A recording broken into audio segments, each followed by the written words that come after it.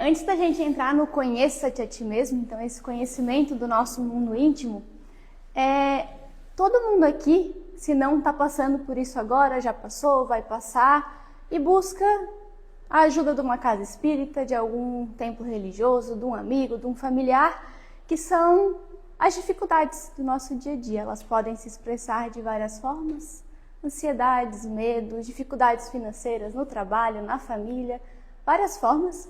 E nesse processo de curar as nossas dores, as nossas dificuldades, a gente precisa educar as nossas almas. E nesse processo de educação das nossas almas, tem uma coisa que só a gente pode fazer para a gente mesmo. A casa espírita vai ajudar, os amigos vão apoiar, mas só cabe a nós fazer isso, que é a reforma íntima. Hoje, com as redes sociais, a gente compartilha tudo, né? O que a gente come, o que a gente vê, o que a gente escuta, o que a gente faz, com quem a gente está. E a gente acha que a gente conhece os outros por essas coisas que os outros compartilham. E os outros acham que nos conhecem por isso. Mas isso, na verdade, é o nosso mundo exterior. Existe um outro mundo também, que é o nosso mundo íntimo, o nosso mundo interior. E é esse mundo interior que é aquilo que a gente sente, aquilo que a gente pensa, que muitas vezes a gente nem externaliza, às vezes nem para as pessoas mais próximas da gente, que vai ditar o que a gente vai colocar no mundo lá fora. E é esse mundo interior que diz respeito à reforma íntima. O que é a reforma íntima? Eu gostei do exemplo de uma casa, apartamento, enfim, onde a gente mora.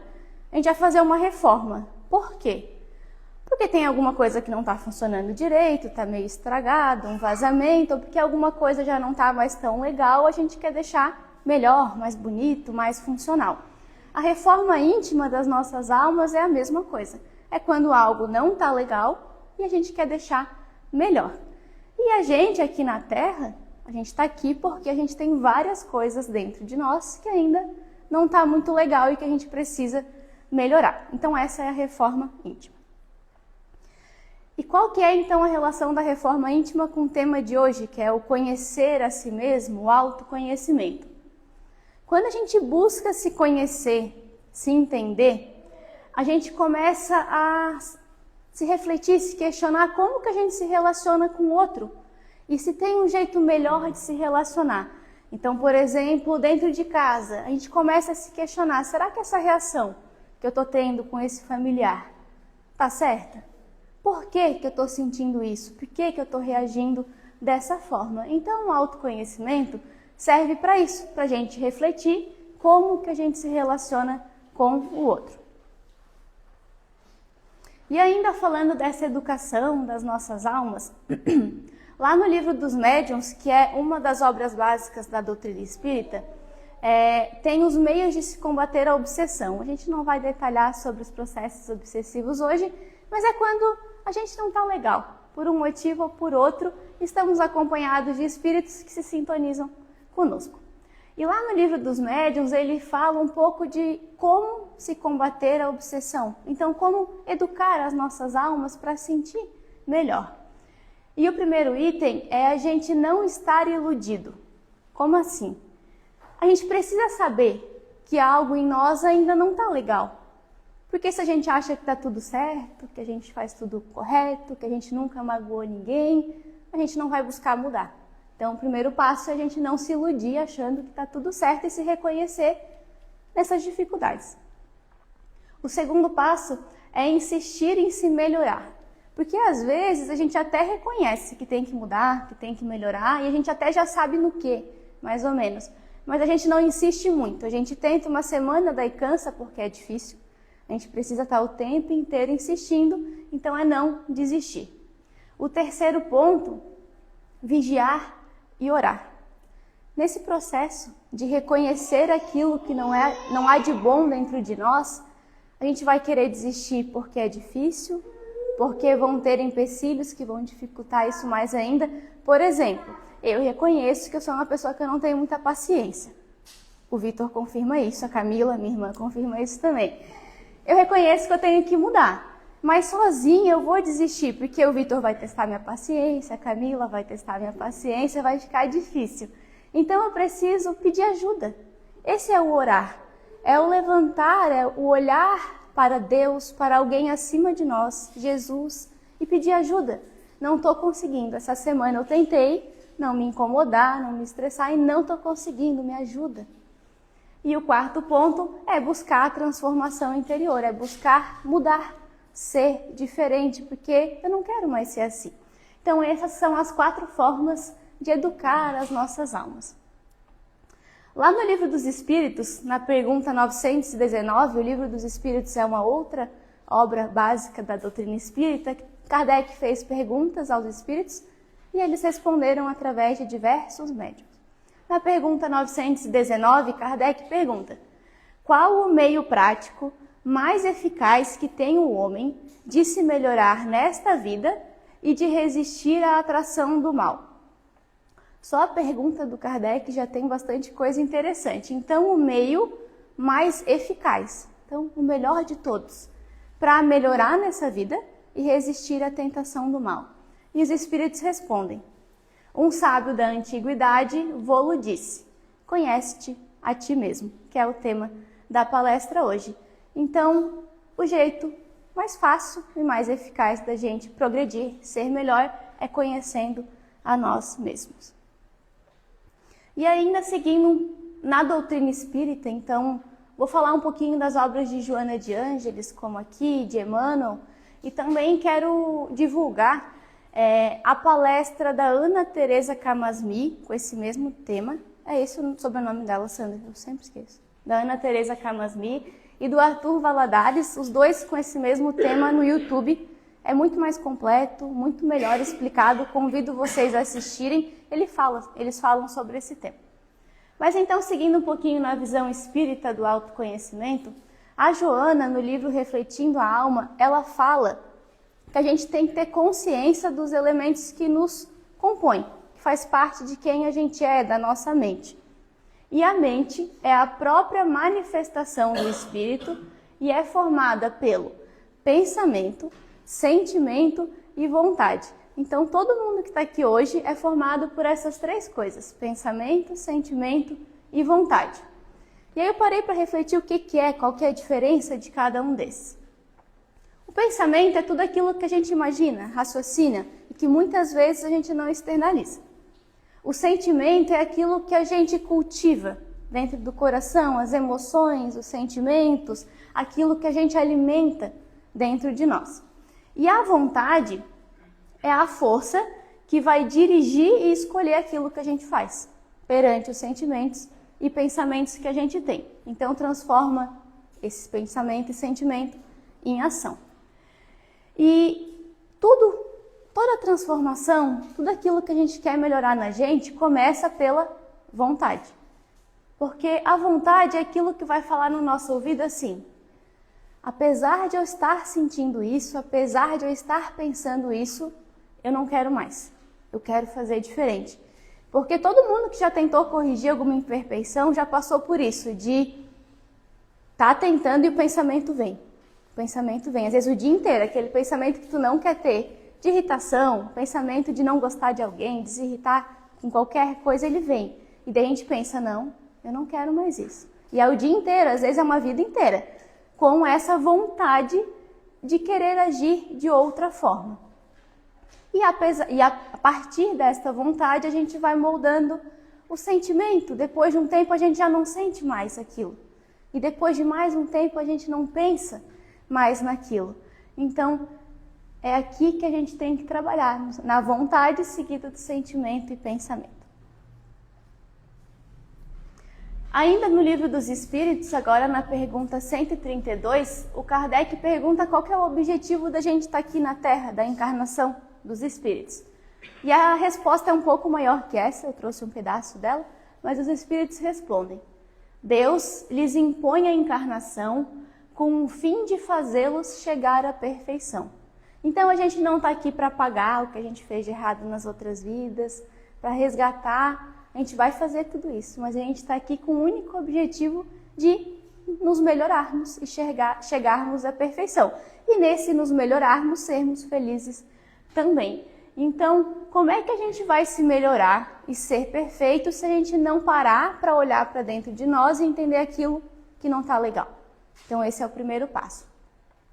Além dessa resposta dos espíritos, Jesus também falou: sede perfeitos. A doutrina espírita também acentua: nascer, viver, morrer, renascer de novo e progredir continuamente, tal é a lei. Então a gente tem um convite para esse despertar o tempo inteiro. E o processo é esse: despertar e fazer, despertar e agir. Não basta só a gente despertar para essa necessidade e não sair lá na porta, lá fora, e não buscar melhorar e fazer diferente. Então Joana, ela segue nos falando o que então nos impede de alcançar esse conhecimento de nós mesmos. Por que é tão difícil? O primeiro ponto que ela traz é que a gente fica preso no passado.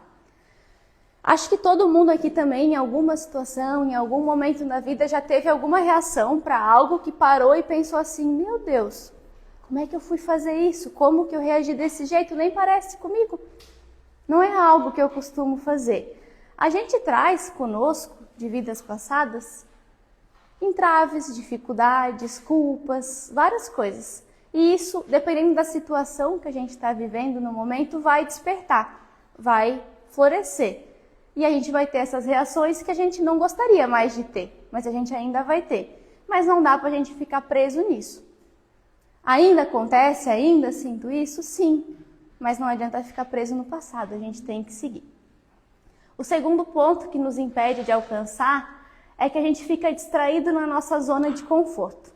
Acho que essa aqui também todo mundo em algum momento já pensou, já falou assim: eu nasci desse jeito, eu cresci assim, minha mãe e meu pai fizeram isso comigo, por isso que eu sou assim, não é agora que eu vou mudar.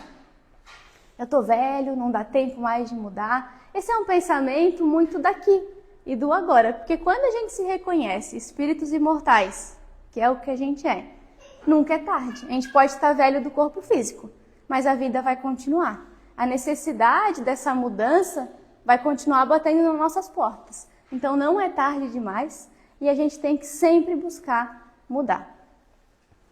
E a Ana Teresa, ela fala na palestra sobre isso, ela brinca, né? Se a gente está numa zona de conforto, por exemplo, ninguém lá na praia, na beira da praia, no Pântano do Sul, vai pensar em mudança, né? Em reforma íntima, em autoconhecimento, porque está tudo ótimo, está maravilhoso. Então a gente precisa daquilo que incomoda, aquilo que cutuca dentro da gente para a gente buscar a mudança. Vou falar um pouquinho disso daqui a pouco. E o terceiro ponto que Joana traz é a gente achar que existem prêmios e castigos. Como assim? Eu achar que a vida da Fábia é maravilhosa, que só acontece coisas boas com a Fábia, tudo que ela faz é bom, então ela só vai ter coisa boa, e a Ana Carla não. Tudo com a Ana é ruim, tudo comigo não funciona.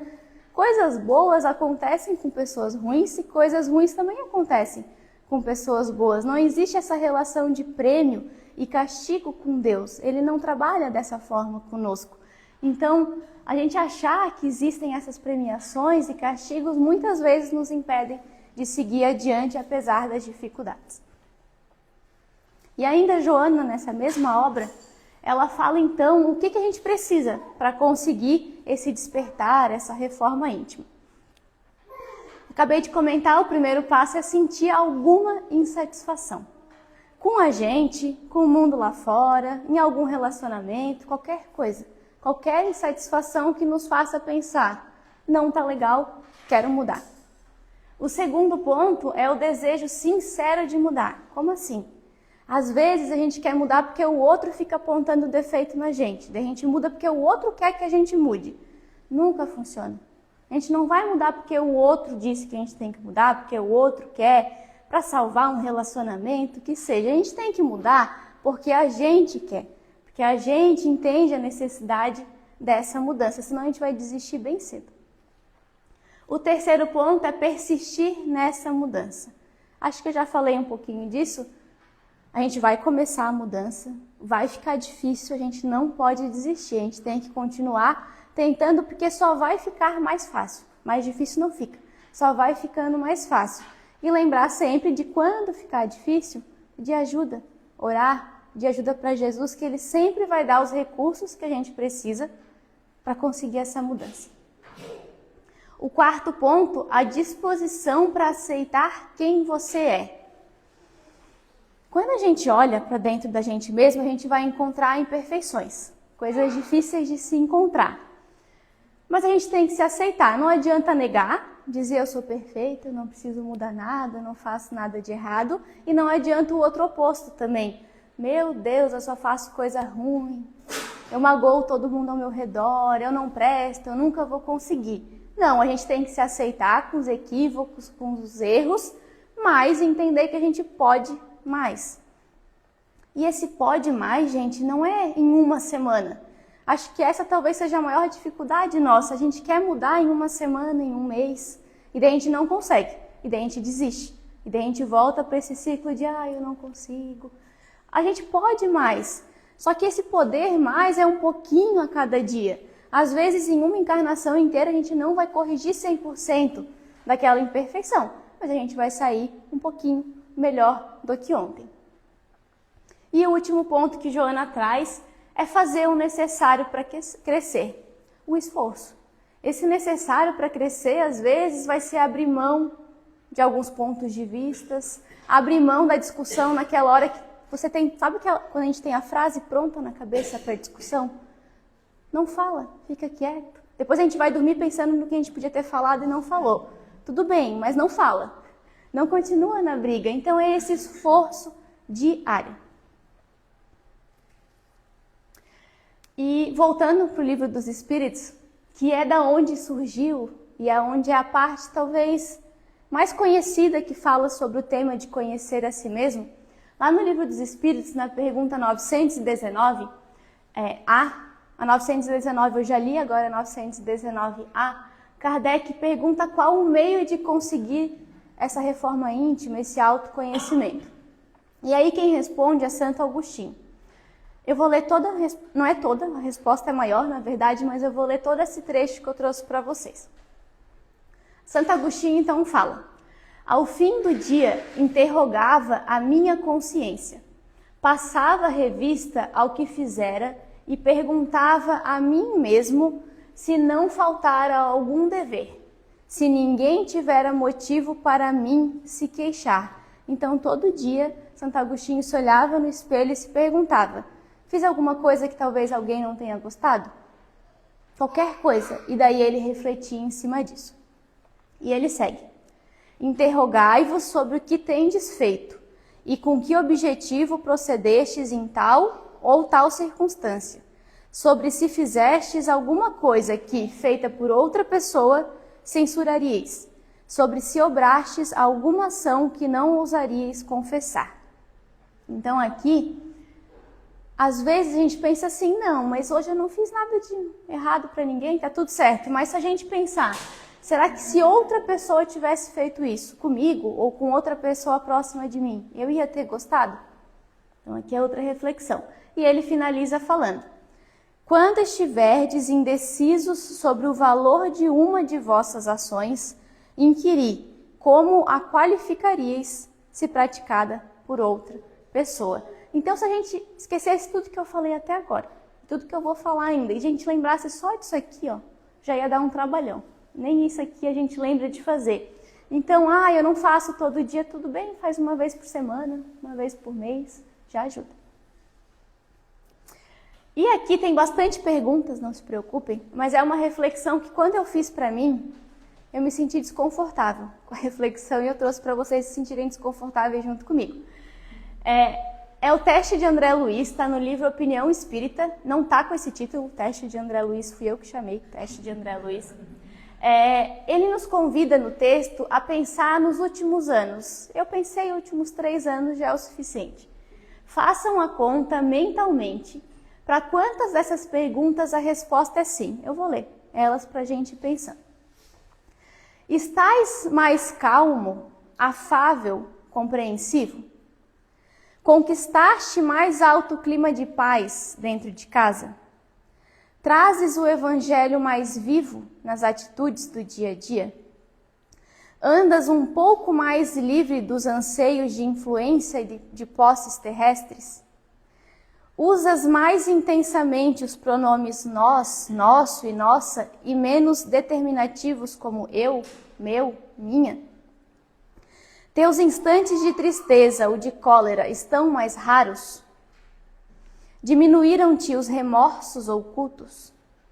Dissipaste antigos desafetos e aversões? Entendes melhor a função da dor? Ainda cultivas alguma discreta desavença, que às vezes ninguém sabe dessa desavença? Tens orado realmente? Teus ideais evoluíram? Tua fé consolidou-se com mais segurança? E a última, que foi a que eu mais gostei, Evangelho de Jesus é alegria no coração. Então a última pergunta de André Luiz é: estás de fato mais alegre e feliz intimamente nestes últimos 3 anos? E não é o tempo inteiro, gente, porque daí a resposta vai ser não para todo mundo, não. Alegre o tempo inteiro e feliz o tempo inteiro, não. Mas no geral, no panorama geral, vai ter dias que a gente vai ficar triste. Semanas, meses, mas no geral, estamos mais alegres dentro do mundo íntimo, não naquilo que a gente posta no Instagram, que a gente compartilha com o outro, dentro do nosso coração. Então isso aqui é um panorama de como é que está o nosso mundo íntimo. Incomodou um pouquinho, né? Porque para mim a maioria a resposta não foi tanto sim assim.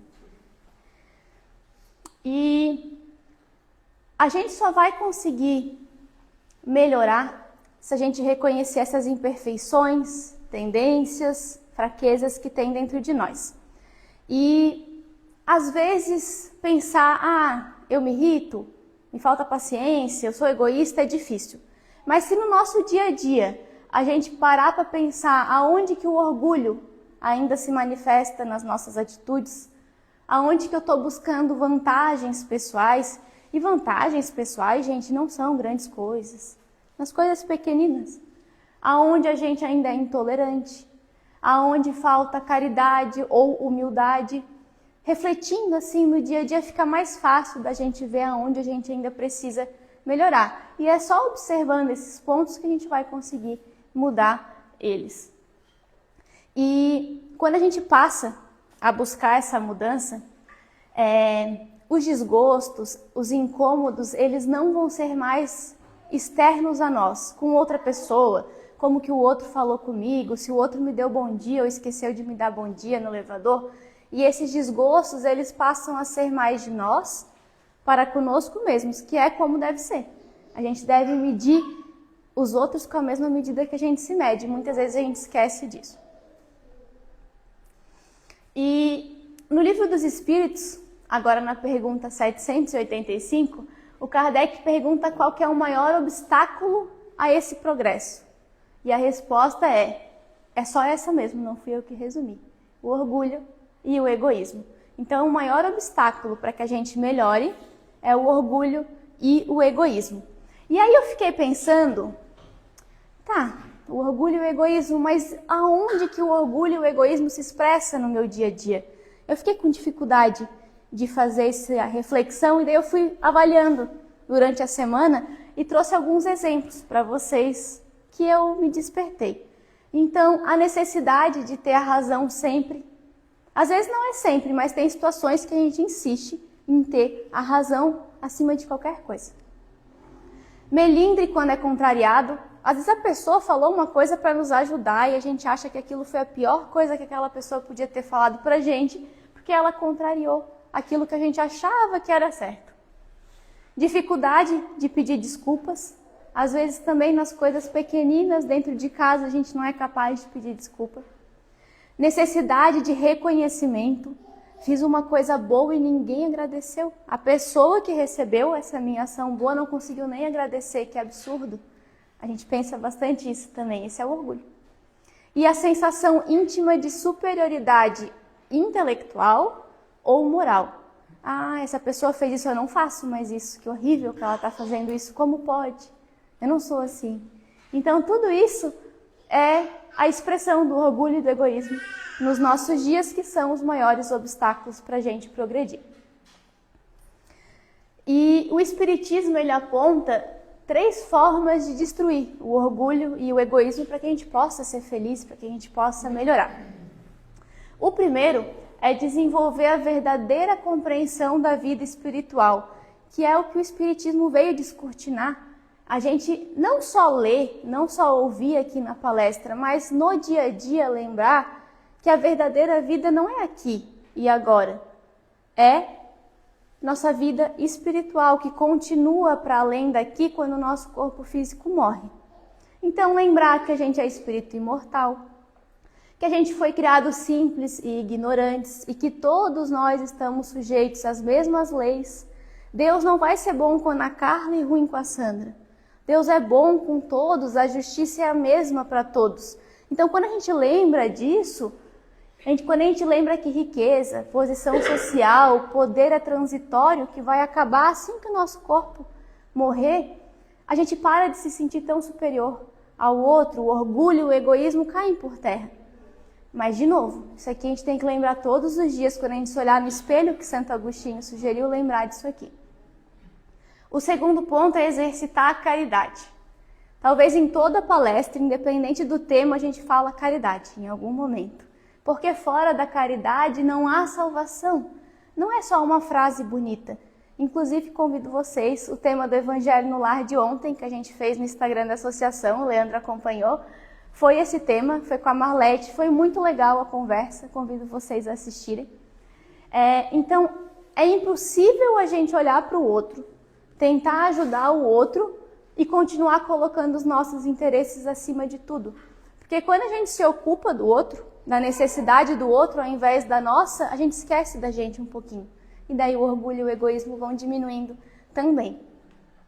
Eu sempre gosto de pensar que numa dificuldade, numa situação, minha com o outro ou minha comigo mesmo, se eu não estou conseguindo muito sair daquilo, eu gosto de pensar assim, se não sabe o que vai fazer, faz alguma coisa boa para alguém. Pequenininho, grande, qualquer pessoa, faz, vai e faz, que daí a gente esquece um pouquinho. E daí vai se ocupando e os problemas vão se resolvendo por conta. E o terceiro é a educação moral, que é o que a gente está falando aqui hoje, a reforma íntima. E aí no Livro dos Espíritos fala como é que a gente vai saber se eu estou melhorando ou não. Porque às vezes eu acho que eu estou e talvez eu não esteja, ou às vezes eu fico achando, meu Deus, eu não melhoro, e na verdade eu estou melhorando. E, no Evangelho, eles respondem, os Espíritos Amigos, dizendo que a gente reconhece o verdadeiro espírita. E eu vou fazer uma substituição, o verdadeiro cristão, não só o verdadeiro espírita, pela sua transformação moral e pelos esforços que emprega para domar as suas inclinações más. Então, como que a gente sabe que a gente está progredindo? Eu estou tentando?